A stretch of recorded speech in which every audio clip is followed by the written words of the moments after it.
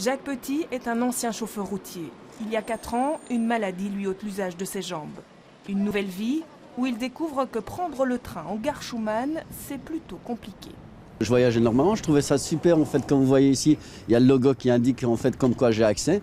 Et puis quand j'arrive dans la gare, là la grande surprise, quoi. De prime abord, tout semble en effet prévu pour accueillir les personnes à mobilité réduite dans cette gare située au pied des institutions européennes. Mais en réalité... La première surprise, on a un tout beau guichet qui est fait pour nous, à hauteur et tout. Seul problème, c'est qu'il est fermé, quoi. Qu'est-ce que vous faites alors dans ces cas-là? Dans ces cas-là, on doit passer par le guichet principal qui a été une hauteur en fait qui n'est pas fait pour nous. On ne sait pas taper en fait notre code convenablement au Mister Cash.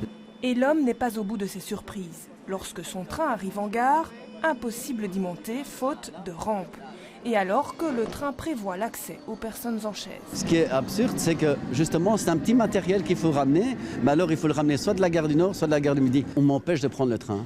Pourquoi moi, en étant debout, je pouvais prendre le train et maintenant, étant en chaise, j'y ai pas droit.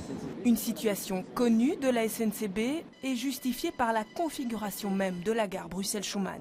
Il faut savoir que la spécificité de la gare de Bruxelles-Schumann, c'est une gare qui est en courbe et pour laquelle il y a un grand gap entre le quai et les voitures qui y circulent. Et donc pour cela, on doit acquérir des rampes d'accès. Aujourd'hui, la SNCB est en train de sonder le marché pour justement voir qu'est-ce qu'offre le marché en termes de rampes d'accès. Et une décision sera prise par la SNCB justement par rapport à ces fameuses rampes. Une réponse qui ne satisfait bien évidemment pas Jacques Petit, effaré d'apprendre que la SNCB n'a pas prévu ces rampes d'accès dans une gare qui a coûté près de 75 millions d'euros.